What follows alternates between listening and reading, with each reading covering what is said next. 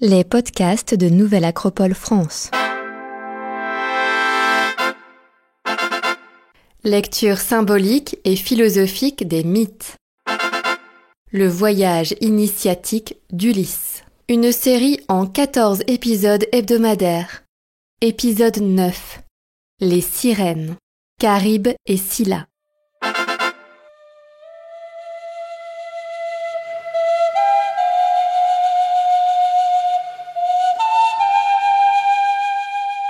Tout héros doit savoir d'où il vient, où il va, et doit pouvoir décrire sa patrie, son foyer, son royaume et son île.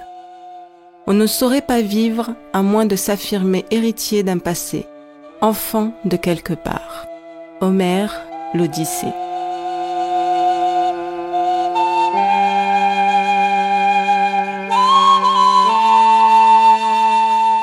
Après un bon festin et une nuit de repos chez Circé, Ulysse s'apprête à quitter l'île. La magicienne l'a mise en garde contre les périls qui l'attendent.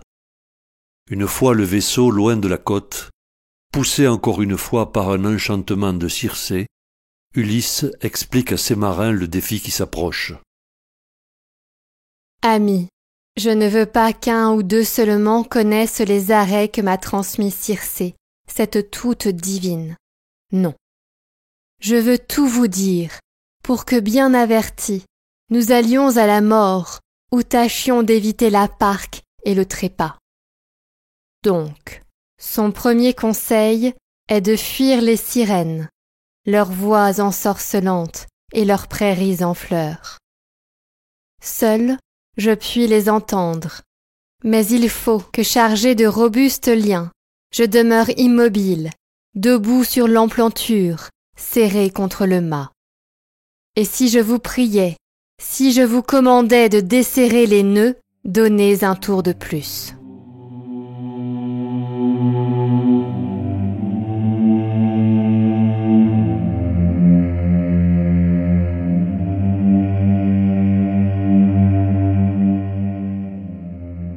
Alors qu'Ulysse continue de mettre en garde son équipage, le vaisseau, pourtant lancé à pleine vitesse, ralentit rapidement. Le bon vent a cessé de souffler. Après avoir affalé les voiles, les marins prennent leur place aux rames et font voler l'écume. Ulysse découpe alors un pain de cire en fines tranches, les amollit au soleil et de ses mains robustes pétrit chacune pour en faire un bouchon. Il passe parmi les rameurs et prend soin de fermer les oreilles de chacun. Puis, il fait signe aux marins de l'attacher au mât. Une fois cela fait, chacun retourne à sa rame et par l'effort coordonné de tous, le bateau reprend de la vitesse.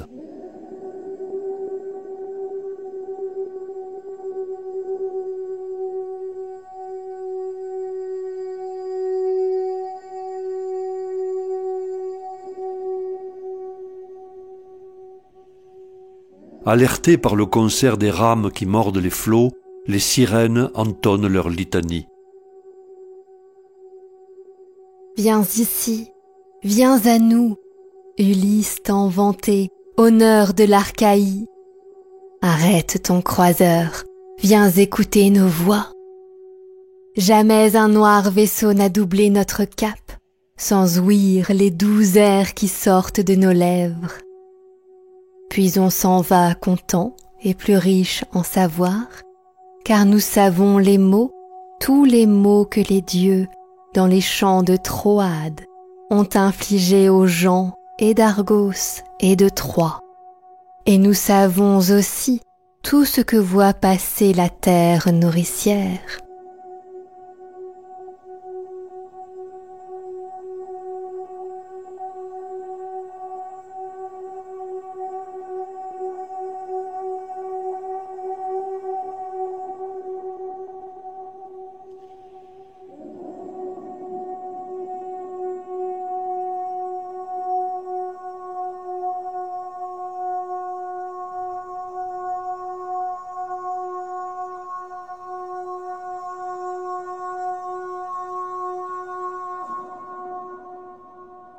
Ulysse, envoûtés par l'harmonie de leur voix, tentent de se détacher.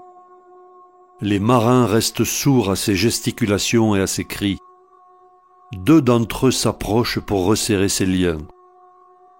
Alors que le vaisseau s'éloigne rapidement de la passe maudite, le chant s'éteint graduellement et laisse la place au ronflement caractéristique de la proue qui fend les flots. D'abord prudemment, quelques marins débouchent leurs oreilles. Les autres font de même, voyant que rien n'arrive à leurs coéquipiers. Ils s'empressent de détacher Ulysse, qui a repris ses esprits et les remercie. Soulagé et plein de gratitude envers notre héros, l'équipage se réjouit de cette ruse qui leur a évité une mort atroce entre les dents acérées de ces monstres chantants. Le répit est de courte durée. Un grondement sinistre s'amplifie à chaque coup de rame, et une tourmente d'écume et de vagues géantes se rapproche, alors que le vaisseau arrive dans une autre passe entre 2 amas de rochers. Les marins, terrorisés, laissent tomber leurs rames. Ulysse va de l'un à l'autre pour les rassurer et les remettre à l'ouvrage. Il conseille son pilote pour tenir fermement la barre en évitant les écueils. Les marins, rassurés par le ton d'Ulysse, reprennent courage et redoublent d'efforts. Le navire, secoué comme une coquille de noix dans un torrent de montagne, affronte des remous titanesques. Charybde est toute proche. Sa gueule béante avale des tonnes d'eau dans un grondement caverneux qui fait trembler tout le vaisseau. Après un court silence qui résonne au milieu des écueils acérés mis à nu, le monstre vomit une trombe dantesque qui explose sur la falaise dans un fracas épouvantable. Les vagues redoublent de violence.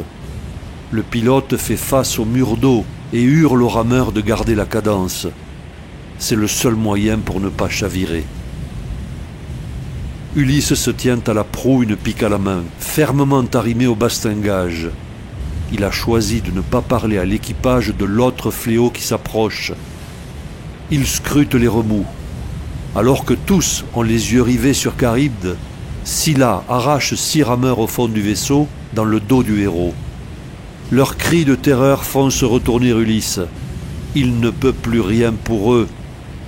Le monstre les précipite sur les rochers acérés et les dévore.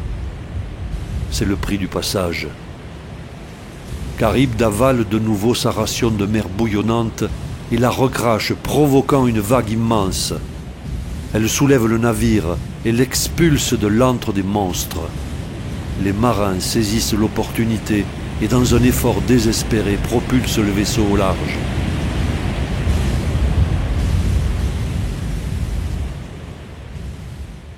L'épreuve est passée. La mer est apaisée. Un silence de mort règne sur le vaisseau. Tous les marins ont les yeux rivés sur les bancs vides des 6 rameurs emportés.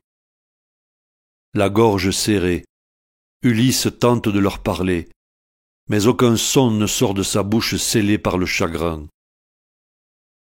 À l'horizon, un éclat de lumière tire l'équipage de l'hébétude. Ce sont les falaises blanches de l'île du Soleil qui s'approchent. Notre héros a repris le dessus et s'adresse à l'équipage. Camarades, 2 mots. Vous avez beau souffrir, il faut que vous sachiez ce que Tirésias m'a prédit dans l'Hadès. Il m'a recommandé, et très fort, d'éviter cette île du Soleil, le charmeur des mortels.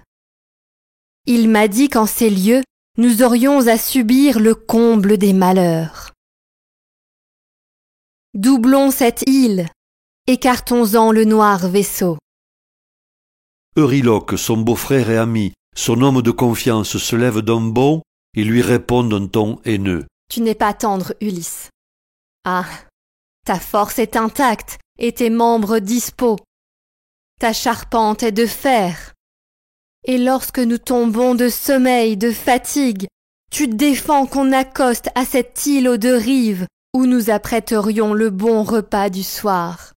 Tu veux que sur le champ, dans la nuit qui vient vite, nous poussions loin du bord et nous allions nous perdre en la brume des mers.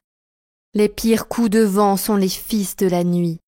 Et comment fuir la mort suspendue sur nos têtes, s'il nous tombait soudain une de ces bourrasques, que ce soit du Notos ou du hurlant Zéphyr, qui brisent un navire en dépit des dieux rois. C'est l'heure. Il faut céder aux ombres de la nuit.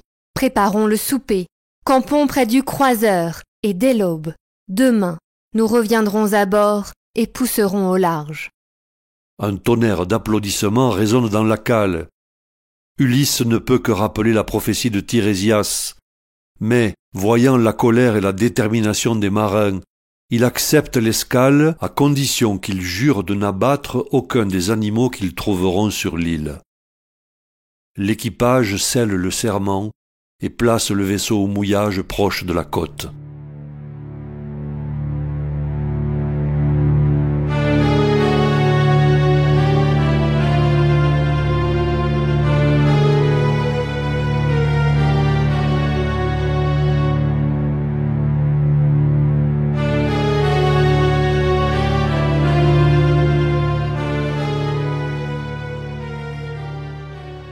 Dans cet épisode, Ulysse et ses marins affrontent 3 fléaux en relation avec la terre, Charibe, l'eau, Scylla, et les sirènes, l'air.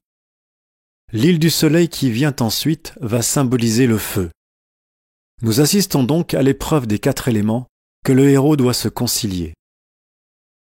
Contrairement aux légendes maritimes, les sirènes sont à l'origine des oiseaux au buste de femme, résultant d'une malédiction. Elles sont anthropophages.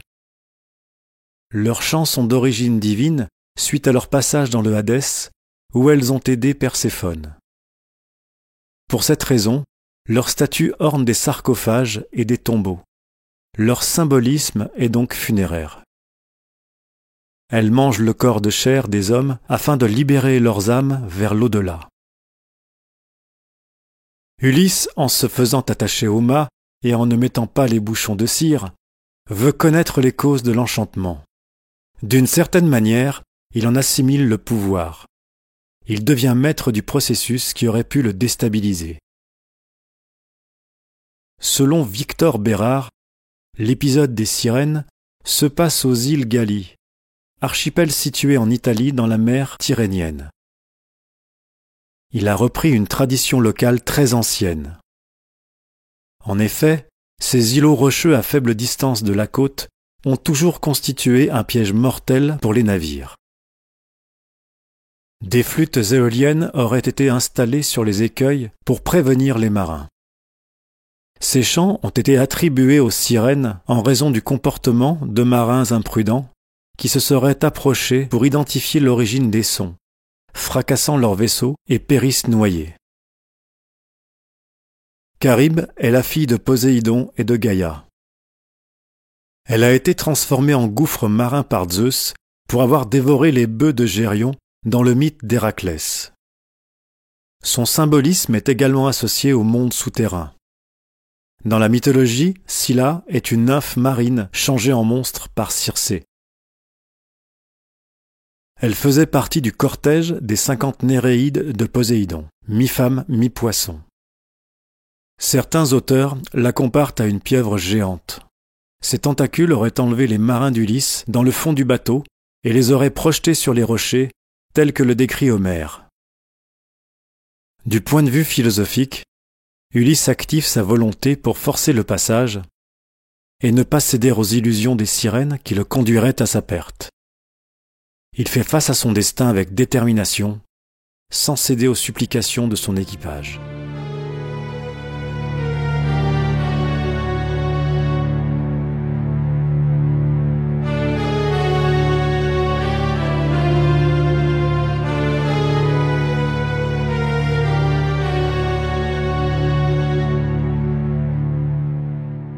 Dans le prochain épisode, l'absence de vent favorable bloque le vaisseau accosté à l'île du Soleil. Les semaines passent et les vivres s'épuisent. La faim tiraille le ventre des marins et trouble leur jugement.